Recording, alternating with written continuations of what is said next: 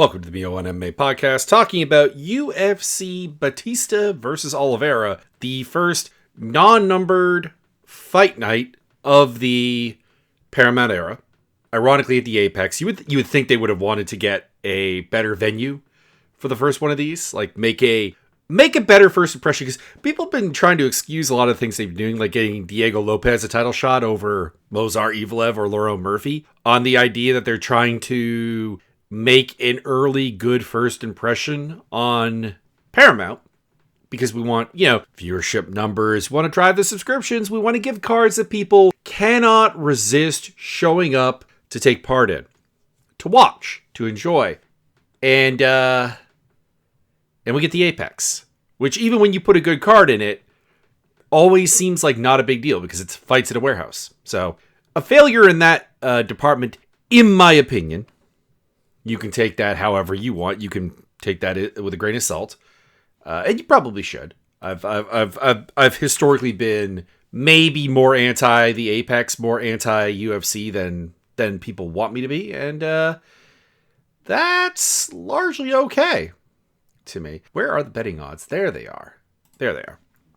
All right, so now that I've kind of complained about the card, let's go into the venue, I should say. Let's get into the anti-betting thing. Listen, I am going to talk about my betting. I'm going to talk about betting odds. I'm going to talk about information that you can use to place bets. Always remember that MMA is a very chaotic sport. It is largely poorly regulated, as seen by the James Krause fiasco and fighters fighting injured and so on. And let's not forget TJ Dillashaw with 2 recently surgically repaired shoulders and them going, "Oh, we didn't even look at them." These are all examples of why you should not be throwing mass stacks at UFC fights. Don't do that. Don't do that to yourself. Just make it a little extra spice of life. Put aside a little bit of money. That's the money you can afford to absolutely lose.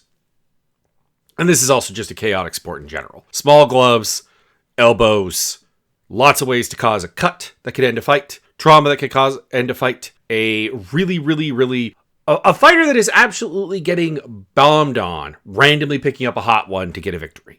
There are so many options at play here that you should keep that in mind. Now let's get into the actual fights. And overall, I think this fight card is pretty good. There is nobody making their UFC debut, which is nice. These are all proven commodities. And for the most part, they're fights that I think are relevant to the fighters, or are at least making some level sense. Like the main event is a fun fight. Maybe a little bit of an insulting booking to Mario Bautista given his accomplishments. But it's a fun fight. It's a good fun time. Kyoji, Horiguchi, Emir Albazi. There's an X factor there that I'll talk about, but it does feel like an appropriate level for Horiguchi as they build him up. Kuniev Almeida is about as good of a heavyweight fight as you got. Oleg Sajic, Marc-Andre Barrio, classic action fight. Let's go. Matsumoto versus Basharat. In fact, both Basharat fights, the Said Nurmagomedov one against Javit and the Matsumoto versus Farid. These are both very, very interesting and applicable fights for the Basharat brothers. That's fantastic work. Dustin Jacoby, Julius Walker. I'm not big on that one, not necessarily because of an anti-bias against either particular fighter, because Dustin Jacoby deserves all the respect in the world. Julius Walker, I think, has a little something. It just feels like this is a weird matchup, but we'll talk about that one in more detail. Morono versus Donchenko, that's fine. Souza versus Brazil, that's fine. Kong Wan versus Eduardo Mora. I will probably shit on that booking when we get to it, but it does make sense. Segula versus Kashiwara as well. The only 2 fights on this card that I think I'm having a hard time finding a silver lining to, and I'll get to the specifics of why when we get to them. It's Veretennikov versus Nico Price, and it's Gafarov versus Wickwatch. Pardon me. Those are the 2 that I'm pretty sour on. And yeah, actually, the Gafarov versus Wickwatch fight, I think actually could be very good. I just think it's on the logistics of booking. It's a booking that it's a matchmaking that doesn't really make a lot of sense to me, given where the 2 fighters are coming from. We'll get more into that, but it could be good. Veretennikov Price, I actually legitimately think is a waste of time. Not necessarily a boring fight, not a terrible fight, but just going to be a really sloppy time. And there are far better things to be doing with both fighters. Anyways, main event, Mario Bautista versus Vinicius Oliveira. This is going to be fun. These are both guys that fight at a really high pace. They can be very, very, very aggressive. I would say Oliveira pathologically so. Bautista is capable of turning the aggression down and kind of nullifying the fight a little bit, but I don't think you can do that against Oliveira. So I think we're going to see pretty high-paced action, and I don't think that a finish is terribly likely. So we're probably going to get 5 rounds of it because Oliveira can be a finisher. Bautista can be a finisher. They both have great examples of that. In Oliveira's case, it would be the flying knee knockout of Bernardo Sopai, but that's really kind of about it in terms of a high level. And then for Mario Bautista, it's ironically his own knee knockout of who was it? Miles Johns was who he got with that. But overall, I mean, they're guys who tend to go the distance, who tend to win by attrition, who tend to win by volume, who tend to win by activity. So I'm expecting to see this go the distance. And at the end of the day, I have to pick Bautista. Now, the reason I'm picking Bautista is that I just think that he's a cleaner technician when it comes down to it. Oliveira is a very, very brutish fighter in the sense that there's not a lot of polish to his technique. The form looks awkward, both as a striker and as a wrestler. The grappling even looks fairly rough. It's just he happens to be like a hoss, like a physical freak, both in terms of his strength and his like raw physical attributes, but also in terms of his heart. This is a guy who has fought through injury. This is a guy who fights through adversity. This is a guy who is not going to be dissuaded from doing what he wants to do. And what he wants to do is create basically miniature car crashes over and over and over again. And like the problem is just that I think that's absolutely something Bautista is capable of handling. Bautista has the cleaner striking of the two. He is, like I said, the one that is more likely to actually be able to avoid some of the car crashes every so often and work a counter game or stifle the action at times with a little bit of not inactivity, because he's going to be throwing volume out when he does it, but putting a little simmer on it that I don't think really suits Oliveira. So like it just feels that when you look at what has historically been a problem for Bautista in his fights, it is guys who can constantly out-wrestle and out-scramble him, looking at Umar Nurmagomedov, well, that's really about it. That's like basically the only loss he has. No one else has really given him problems. Patchy Mix, he beat pretty handily. Jose Aldo, he had problems with, but in a way that I think very, very, very few people in the division actually can present.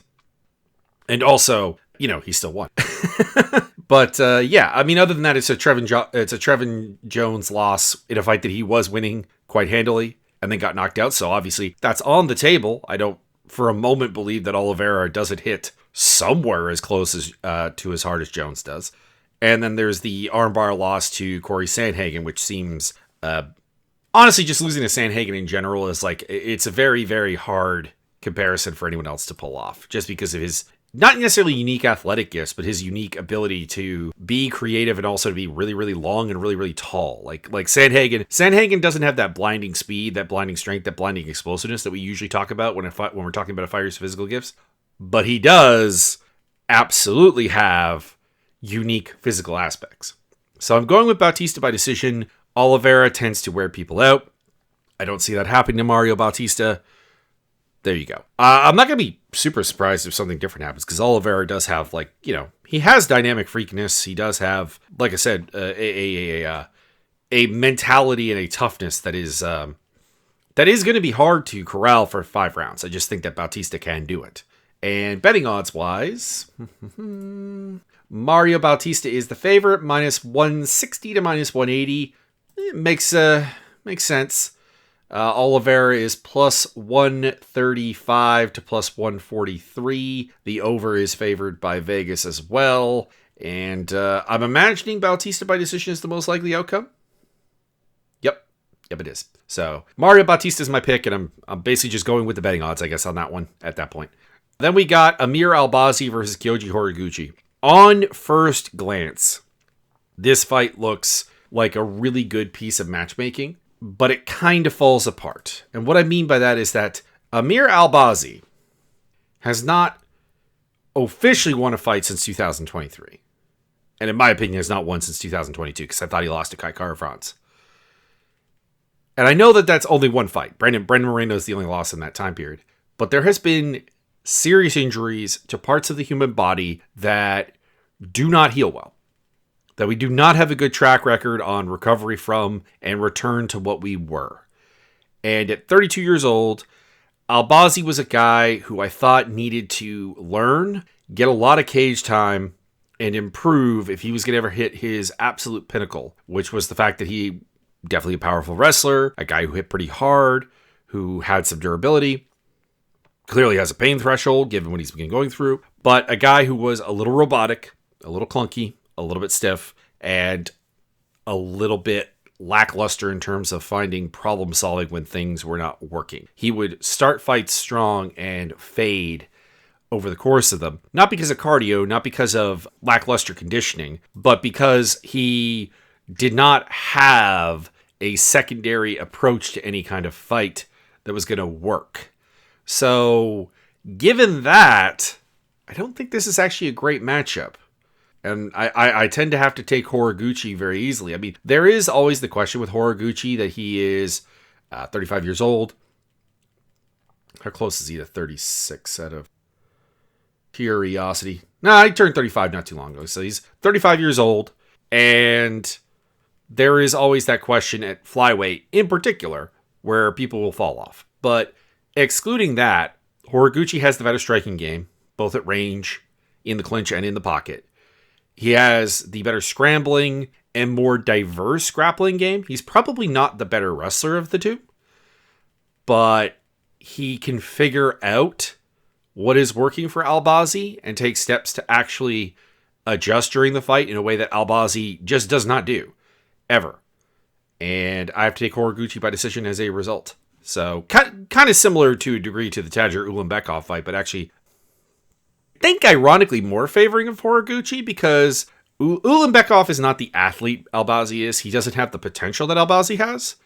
But I always thought that he was a better formed fighter. Albazi is... Even when Albazi would win, I would find myself asking questions about how good he really is versus just how physically imposing he is. Like when he beat Alessandro Costa, I had questions. When he beat Zhalgas Zhumagulov, I had questions. And there are exceptions. He absolutely flatlined Malcolm Gordon, but like it's Malcolm Gordon. I like Malcolm Gordon. He's a fellow countryman. He's from the area, not too far away out of the Adrenaline crew, the former Team Tompkins. But like, we know that he didn't have the durability or the technical game to be a really good UFC fighter. So when that's your pinnacle achievement, I have and Francisco Figueiredo, I have questions.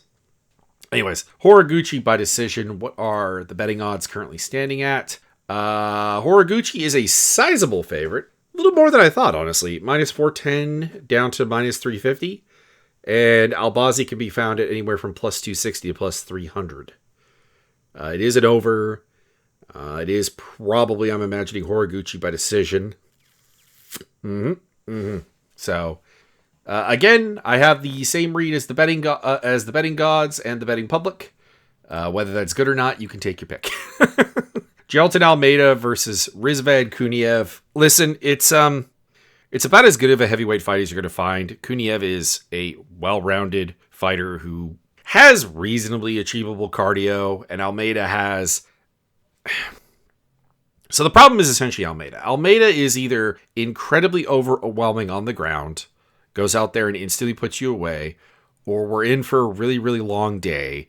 Because ironically, if the submission is not instantly readily apparent, or the ground and pound, Almeida tends to be very, very control-based. He doesn't want to take risks, despite the fact that he has the athletic tools to be a finisher, and just does not do it. So, we've seen against Volkov what can happen where he just does not do enough to win. It's not that Volkov fought really, really well. It's just you did not do enough to win. We have seen him run over Alexander Romanov and Sergey Spivak, though. We have seen him have success against Curtis Blades until getting knocked out.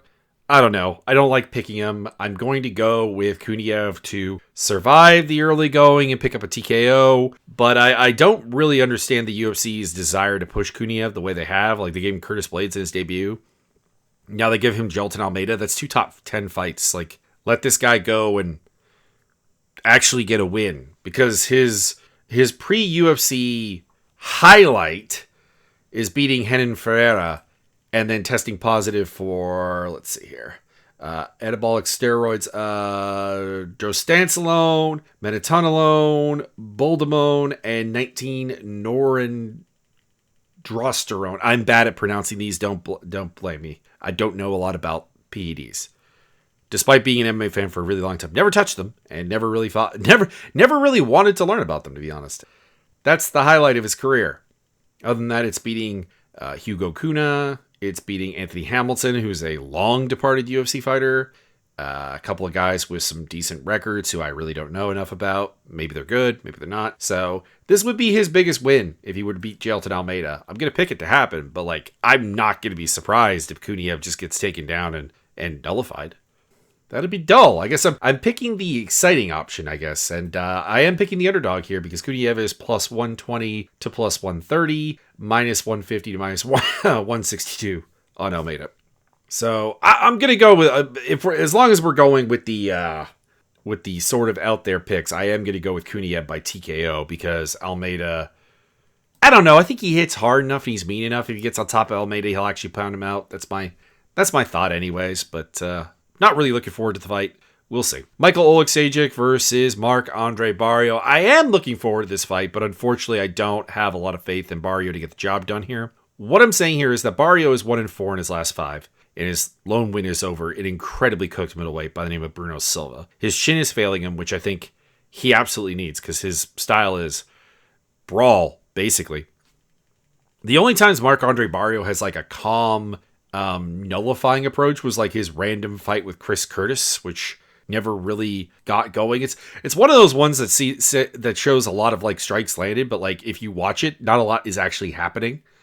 But other than that, it's this guy did get knocked out by Dustin Solfus. No shame in getting knocked out by Joe Pyfer. The chin's not done. He went the distance with Shara Bullet, but I don't trust it. I don't trust him to and we're going to might as well swap over. Oleksiejczuk just doesn't lose the type of fight that Barrio has. You look at Oleksiejczuk's fight losses, it's his questionable grappling, losing to Kevin Holland, losing to Michel Pereira, losing to Kyle Bahayo, that sort of thing. Or it's getting beaten by guys who have a really, really, really good range game, at least by MMA standards, like Shara Bullet and Dustin Jacoby. There's no one that really is okay, Oleksiejczuk, you want to brawl in the pocket. You want to fight in the pocket. I want to fight in the pocket. Let's go. That actually beats Oleksiejczuk without it being a sub. And Barrio is not a clueless grappler by any means. Might be moderately better, but his submission history wins is Jordan Wright, and that is it.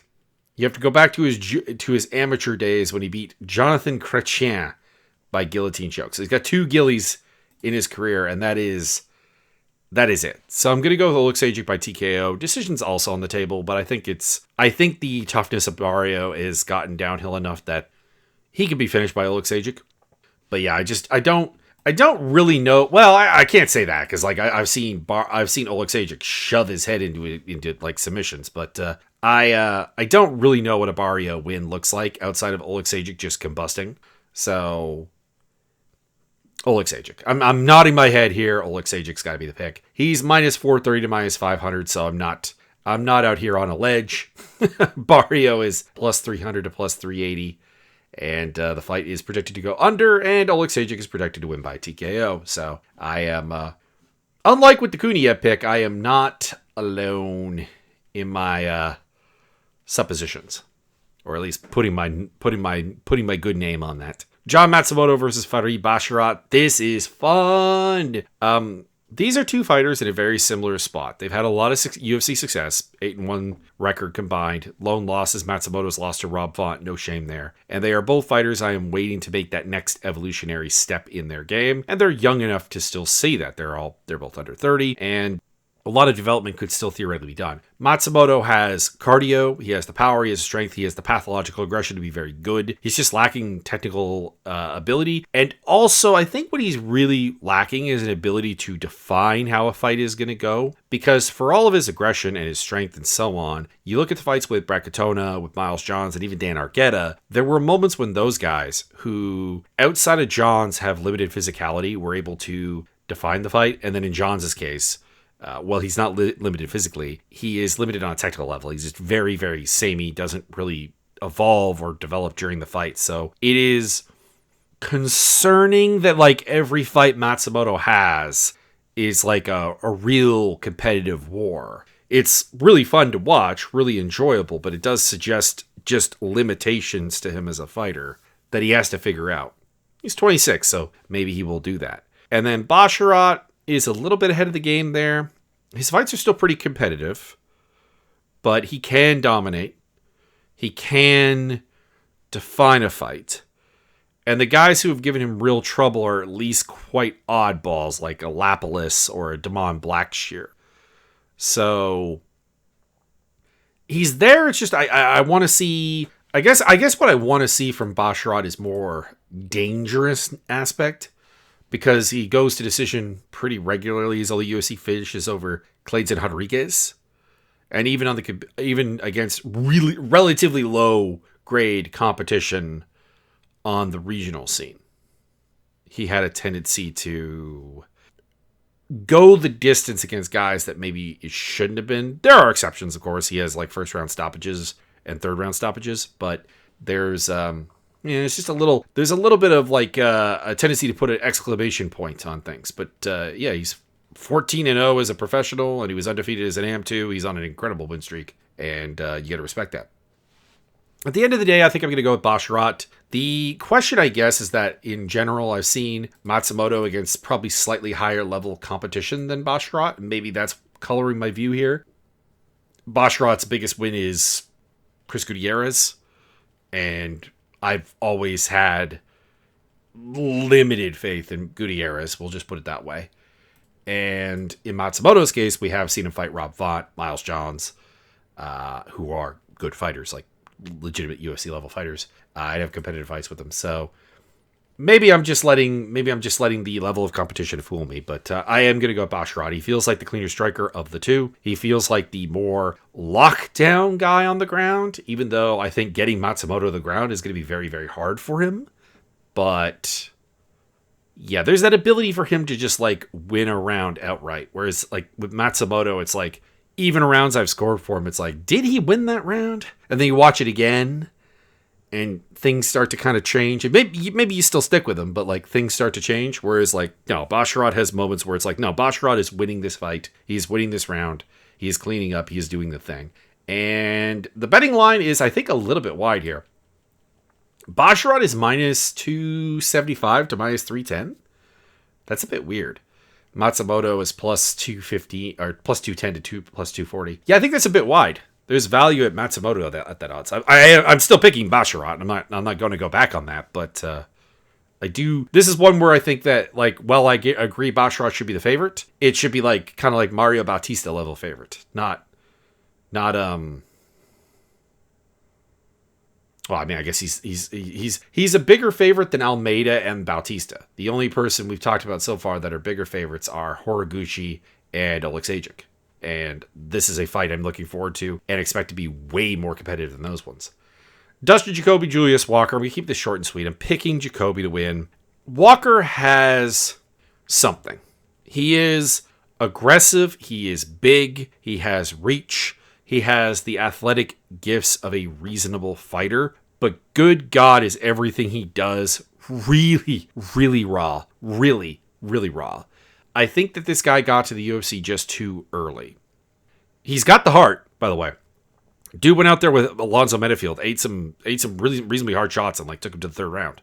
Took him to decision. It's a really, really good sign what he did in that loss. And then he beat Rafael Sequeira. We're not going to really talk about that because Sequeira's garbage. But that's kind of the problem, is there doesn't seem to be like a finisher in him. There doesn't seem to be like top end athleticism. So he's going to have to be actually really technical, really good. He's going to have to kind of be Dustin Jacoby, actually, to actually have long-term success. Now he's 26 years old. He's got time. Jacoby's 37 for comparison purposes. So I'm not done with him. I'm not out on him. I just think that this is too much. Even though, ironically, he had a competitive fight with Metafield, who has a win over Jacoby. But the dynamics are very, very different. Metafield has a cheat code, and Jacoby is the more likely one to get the TKO here. Now, is there a chance that Jacoby at 37 years old is just, father time? I talked about it with 37-year-old Volk. I kind of have to talk about it with 37-year-old Jacoby. But I am going to pick Jacoby by TKO or decision. It might go the distance because Walker does seem to be actually like quite durable. Anyways, Jacoby is the favorite at minus 180 to minus 200. Way closer than the Basharat Matsumoto fight. I think that's wrong. And Walker is plus 150 to plus 155. If Walker was a bigger underdog, you could justify kind of going with that. But I think, the pick has to be Jacoby. And if you're going to bet on that one, you're going to be looking at Jacoby. He's just not a big enough underdog on Walker to make it worthwhile to gamble on. And then we get to Alex Morono and Danil Donchenko. Donchenko by TKO. It's a pure age pick. Morono's 35 years old. He was not a good athlete to begin with. The durability is going. The cardio, to a certain degree, is going. He still is as crafty and as weird to actually deal with as possible. But, I'm not picking him to win fights anymore. Donchenko is pretty damn good, honestly. Like, pretty creative, pretty dynamic on the feet. Seems to actually be fairly hard to take down. Seems to like really have a little something to him that like could be very interesting. Very impressive in his win against Rodrigo Cezinado. Yeah, I like it. I like it a lot.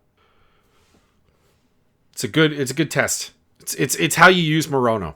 I like that. Betting odds. I'm imagining Donchenko should be... Yeah, Donchenko is a prohibitive favorite. Okay, this is a little out of control. Minus 549 to minus 800. That's too wide. That's too wide. No.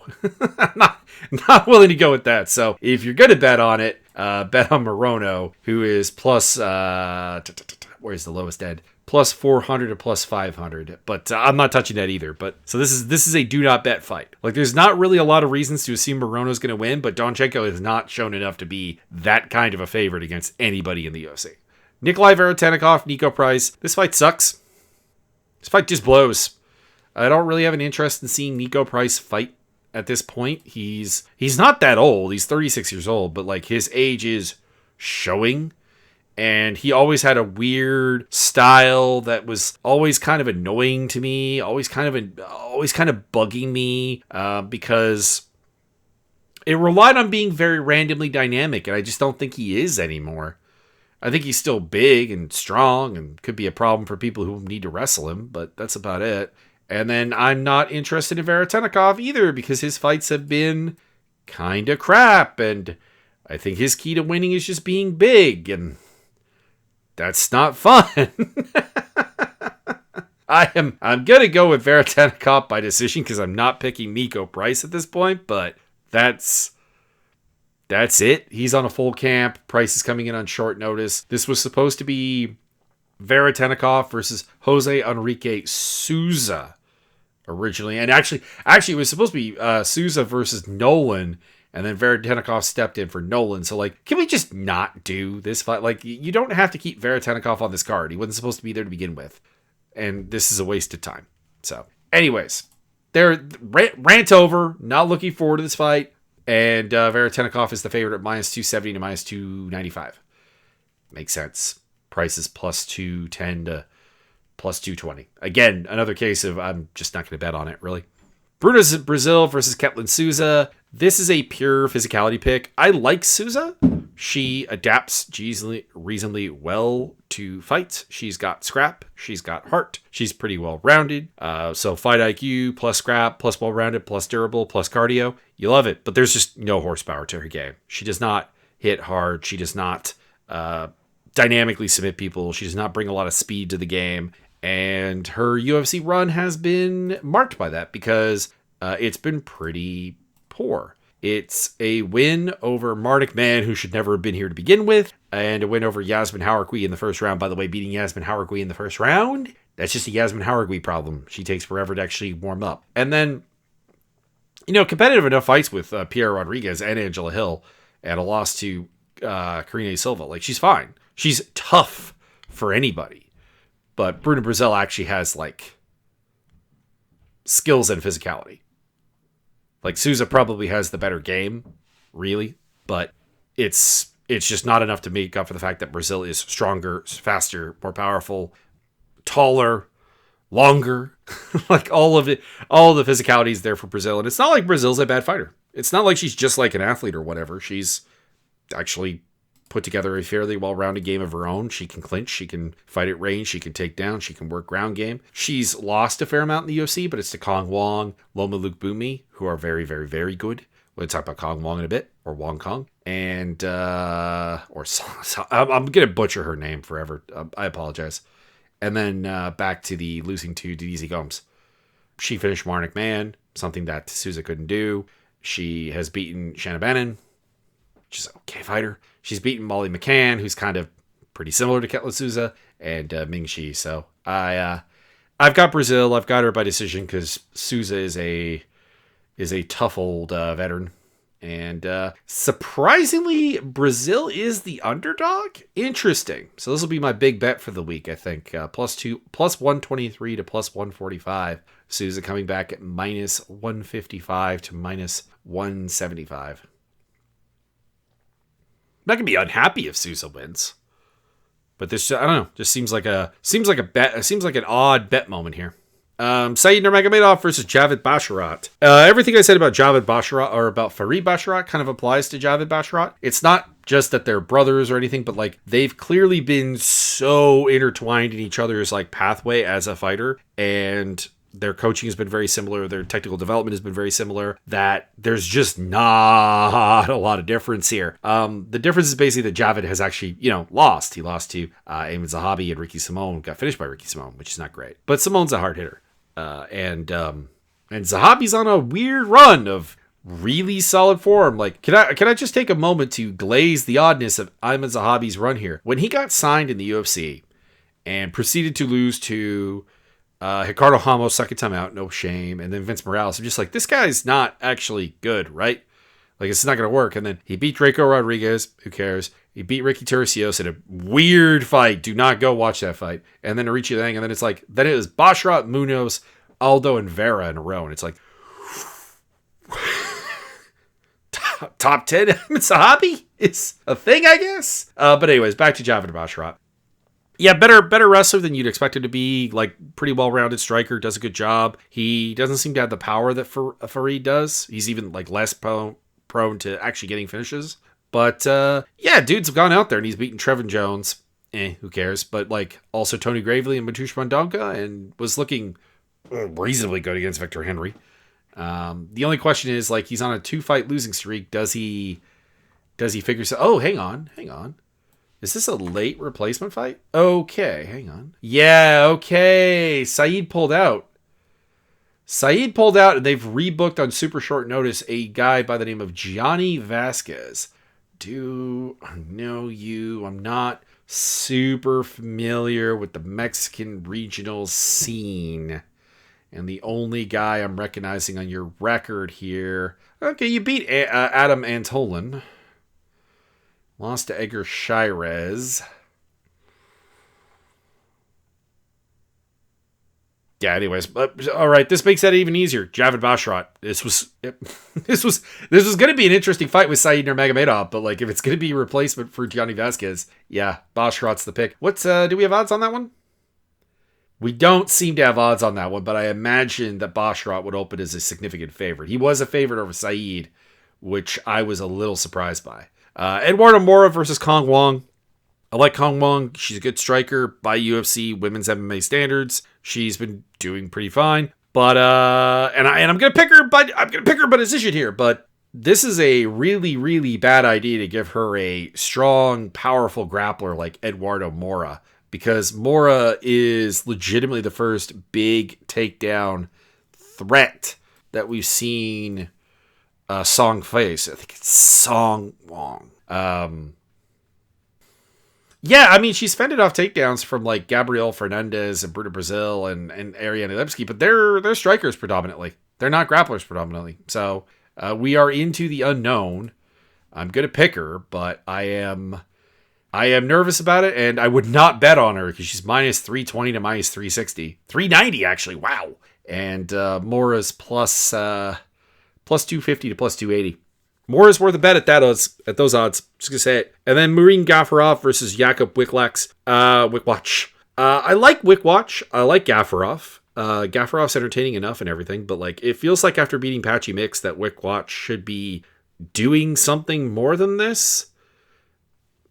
I'm gonna pick him to win. I've seen Gafarov lose to Chad Anheliger, and that's a problem because Anheliger should not be beating anyone at UFC level at all. Gafarov is exceptionally tough. He has a great motor. He has great heart. He is aggressive all day long.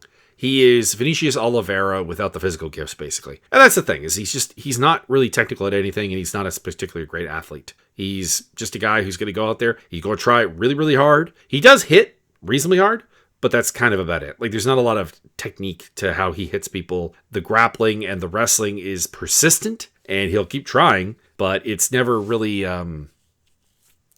worked at a UFC level. So I'm going to take Wikwacz because Wikwacz is not a guy who's reliant on physical ability. Like, he is reasonably big, so there is something to be said for that. But he's a guy who himself is very, very scrappy.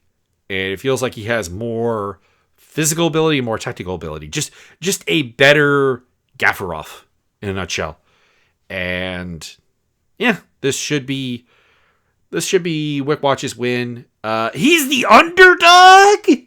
What? Okay. Wikwacz is the underdog at plus 106 to plus 122.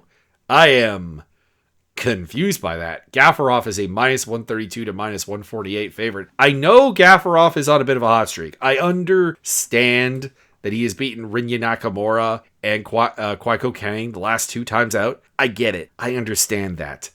But this is a lot more like the John Castaneda fight, which he lost. Like, we realize that, like, Kang is a guy who's obsessed with being flashy over actually good. And Nakamura is... Nakamura has typical problems of a prospect. He's just not used to... He's really not used to the idea that somebody would clearly be physically outmatched by him and still want to try and still have success and still keep coming back for more, which is a little bit weird from the Japanese wrestling scene, but still. Yeah, I don't know. I think he's living high off that Nakamura win, like, a lot. And that's it. And in the opener, I got Priscilla Cachoeira versus Claudia Segula. We're taking Segula. Cachoeira is bad. Like, I get it that we saw Melissa Mullins or Melissa Dixon. I always forget which is her last name now. I think it's Mullins. She got married. This is why the name changed. And I don't know why. I don't know why it hasn't sunk in which one is appropriate at this point. But anyways, she's not fighting. But we saw her take down Segula and pound her out. And Cachoeira has power. Doesn't really have much else, but she does have power. So there is a knockout, there is a hurt, there is a ground and pound possibility here, but Segula actually looks pretty good. She looks fairly solid as a wrestler. She looks fairly solid as a striker at range and in the pocket. She could do clinch work. And Cachoeira is just kind of bad. Like, I don't... It's not that Cachoeira winning fights is surprising, because she's done that. But, like, I'm not gonna pick her to do that. She also did just get pantsed last time out by Jocelyn Edwards. And the only person who hasn't pantsed her lately is Josiane Nunez, who's just way too small. So, you gotta go with Segula. Cachoeira has a chance. It's a puncher's chance. But I do think Segula is better at just about everything, and notably younger, has the longer reach of the two. Same height, but longer reach. I'm taking her. She could stand to be a bigger favorite. She's only minus 155 to minus 163. Cachoeira plus 124 to plus 130. Has Cachoeira ever been a favorite in her UFC run? I'm actually kind of curious right now. I'm looking at her betting history. She has been the underdog. Oh, there we go. You have to go back to UFC 237 against Luana Carolina. That is the only time in her UFC run that Cachoeira has been a favorite. Oh, one other. Don't recall her fighting Shanna Dobson. But she was the favorite then, which would make sense. Shanna Dobson was pretty much the bottom of the barrel as far as UFC fighters are concerned. Yeah, generally speaking, an underdog. And there is a reason for that. So that is all. Hope you enjoyed. Check the link tree down in the description below, or to the left, or to the right. I don't know. Depends on the platform. For the platforms that I am on for the Me on MMA podcast, also my video gaming stuff, and my Discord server where you can participate in the MMA Fight Simulator, which we're having fun with. And I'm trying to do a couple of improvements maybe this weekend to it, because tax season's going to be picking up and I'm not going to have time to try and do stuff. So I kind of want to get one project done before that kicks off. Anyways, enjoy the fights. Have a good day. I'll see you after them.